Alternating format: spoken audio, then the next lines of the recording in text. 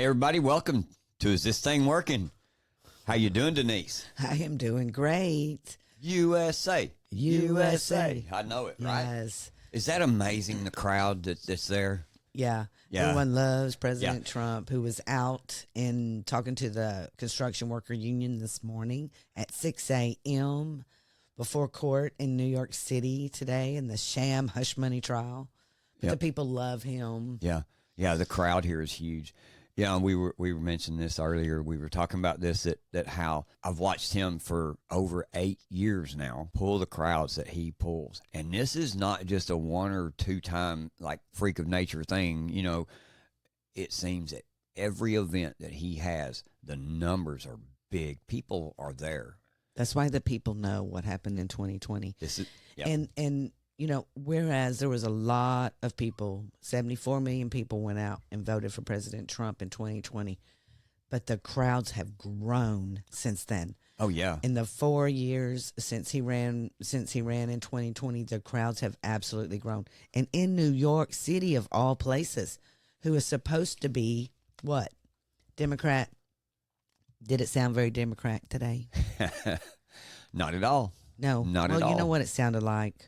The people. Yeah. It sounded like the people were excited to see him and really want him back in office. Yes, they do. You know, so that's very important. But today, he's got a lot going on. He is in court and in the hush money trial, like I said. And also what's going on right now today is the Supreme Court of the United States is hearing the immunity case. Right. As we speak, I keep getting all these notifications. So, well, I have an article here by the National Pulse. And the Supreme Court is set to hear arguments on Thursday morning, which is this morning, as to whether Donald Trump is immune from prosecution on charges related to alleged election misconduct. It's going to be a crazy thing. You're going to hear all kinds of things. So we'll be really looking into this, and we will talk more about it tomorrow when we have more information for you, more up to date what's going on. Okay? But before we start the show, which I know it sounded like we already did, before we start the show, we want to state these are our opinions, our assertions, and if you agree with us, please tell your friends and share the show. Also, stomp that like button and please follow or subscribe wherever you see the name Is This Thing Working? You help James and I further our reach when you share the show. Thank you. Thank you very much. and a point to add with that is if you disagree with us and you don't like what we said, you know what? Go ahead. Let us know. Share the show. Tell your friends. Tell them how much you hate us. That's okay too. We like to hear the feedback, you know. And another thing we would like to ask of you, if you could download the Rumble app so you can follow the show and you'll receive instant notifications when we go live Monday through Friday at 2 p.m. Central Standard Time.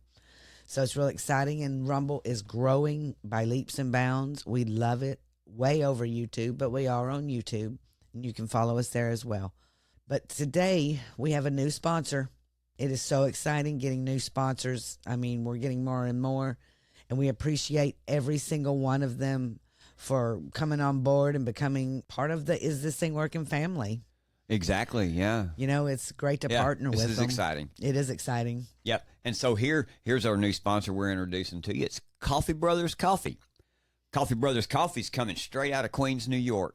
Coffee Brothers is a small batch artisanal coffee roasting company that's been in the business since only May of 2019. We love small businesses. Yep. Owned by brothers Dan and Nick, the company's primary goal is to make sure that each batch of coffee is as fresh and as flavorful as possible from cultivation to cup. Ah, man, we love coffee. We're drinking coffee right now in our coffee cups.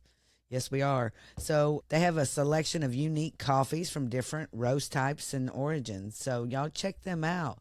They do espresso also. And if you're really into the espresso and the really dark coffee, they have it right in a package for you. Just order really it great right blends. up. Yes, they do. And they have 25% off your first order at www.coffeebros.com.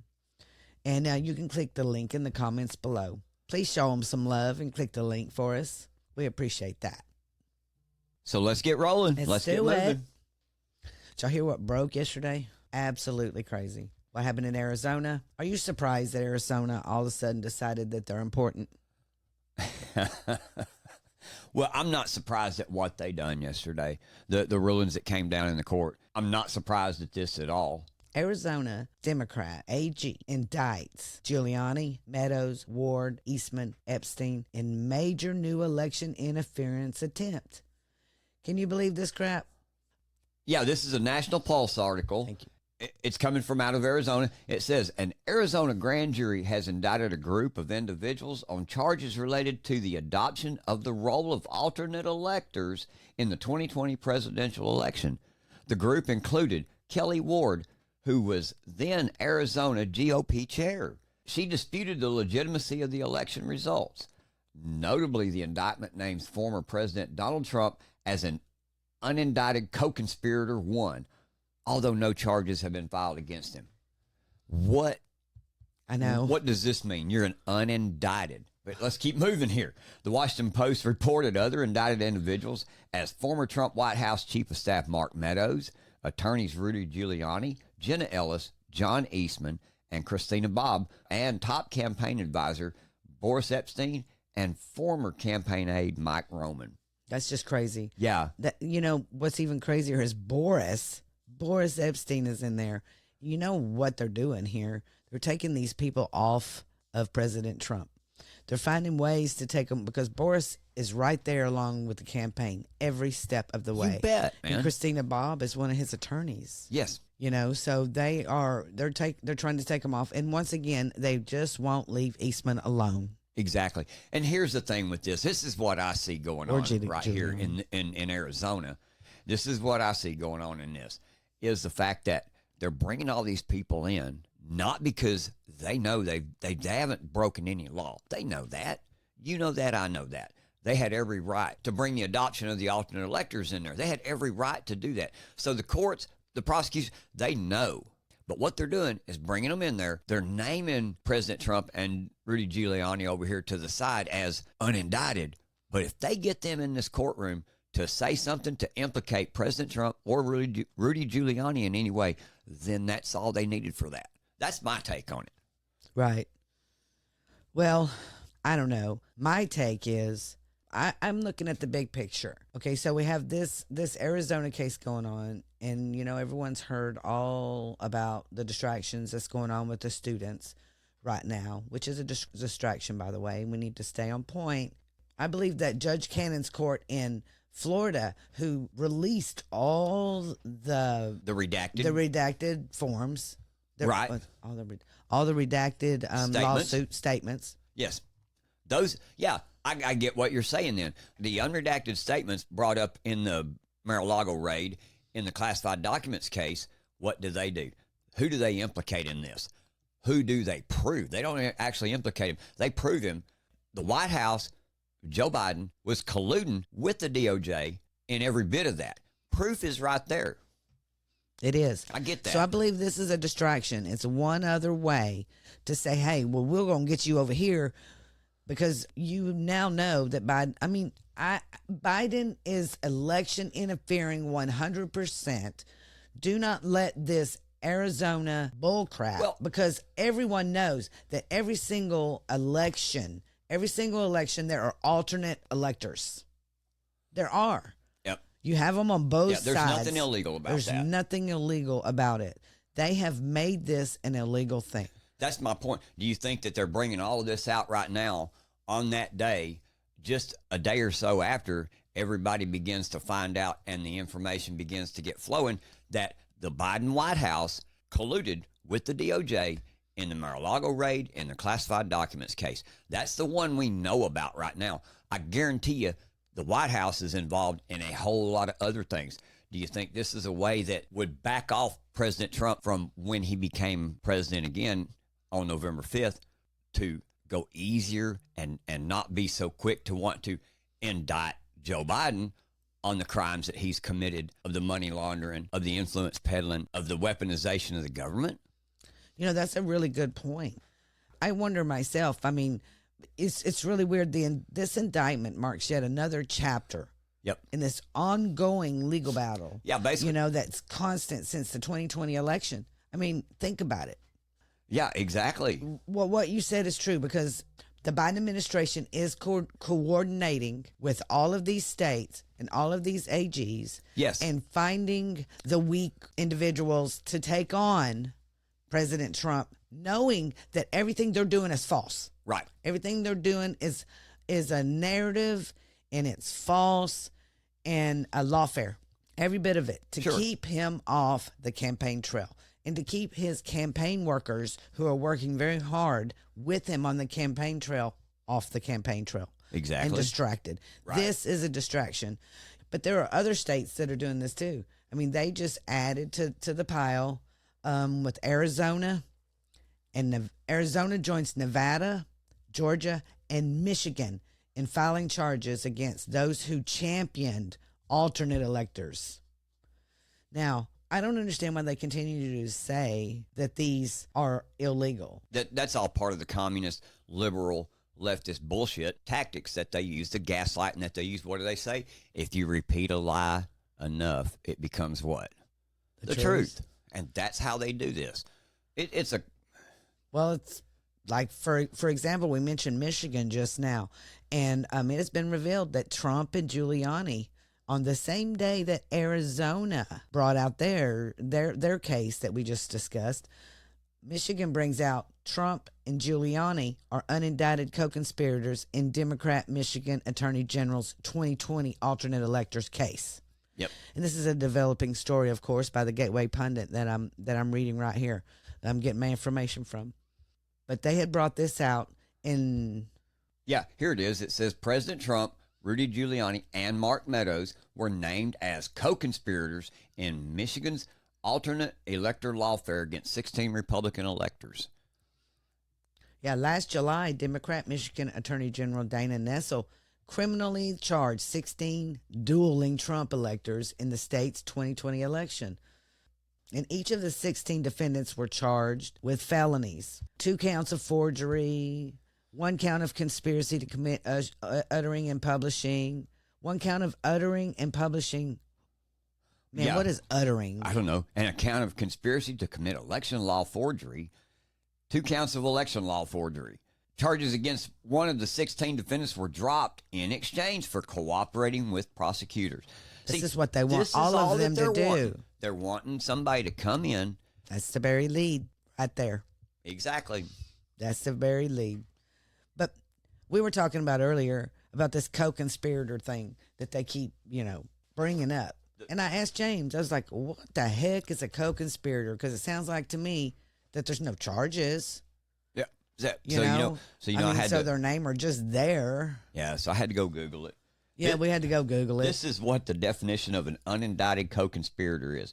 It's a person that's named in an indictment as one who took part in a conspiracy to commit a crime, but not enough to be charged.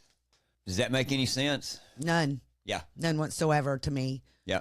And I'm highly educated as well, just like James is. So I mean, I kept saying, and I know I've been hearing it, and I kept going, what? What is that? But there's an example when we were looking it up that really kind of hit my, caught my attention. It says, for example, during the Watergate scandal, President Richard Nixon was famously identified as an unindicted co-conspirator in the conspiracy to cover up the Watergate burglary.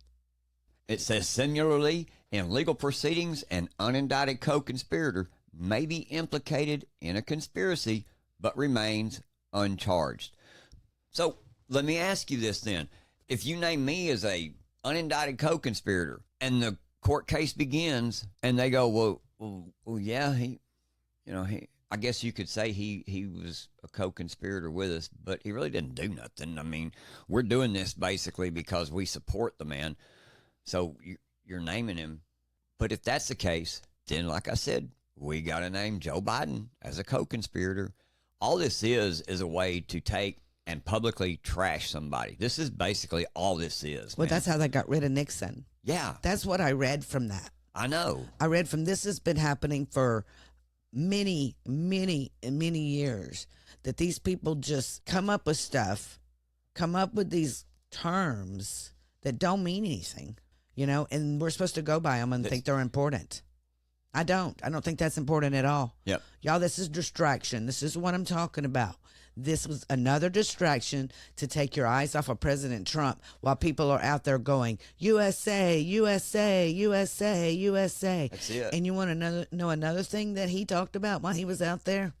The economy and Bidenomics. And guess what they're doing to you? Guess what our Congress people did to you? They continue to pay the IRS money, lots and lots of money to hire people. I mean, listen to this. IRS agents. To hire IRS agents to come after you, us, the middle class. That's who we talk to every single day. Yep. The middle class. And these people are coming after you. Listen to one of your congresswomen right here. What we have learned is that the IRS, in fact, has been using AI to access bank accounts of American citizens without any kind of a search warrant or even without any specific claim that they have committed a crime. So this was something that was discovered by an undercover journalist, and what they found is that the IRS has claimed that they have access to every single person's bank account. This person also indicated that they've been working with the Department of Justice and that they have absolutely no problem whatsoever going after the little guy to make sure that they are paying their taxes. This is such a blatant violation of the Fourth Amendment that Jim Jordan and I sent a letter to the IRS demanding that they provide additional information about what they are doing with AI and what they are doing to protect the civil rights of American citizens. So, Congresswoman, what's the end game here? Because at the end of the day, you can't put the AI genie back in the bottle, and it's so easy to use these technologies in the way that you're suspecting the IRS is. How do you protect American citizens and our constitutional rights?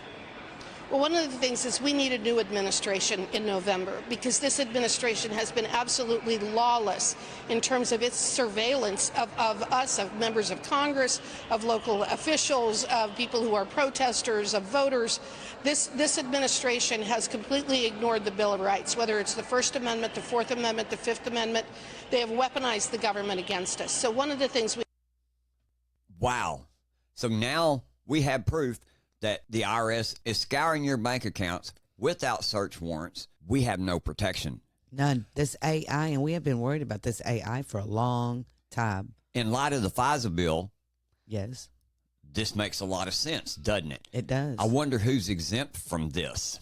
Congress. Isn't that what we heard? Yep. We heard they let are. Congress be. When she mentioned what Congress is being, no, I think there's a bill now that said that Congress is totally protected. Yep. And ma'am, where were you? Yeah, exactly. When they passed all these bills? And do you notice how when they ask her, how are you going to protect American citizens?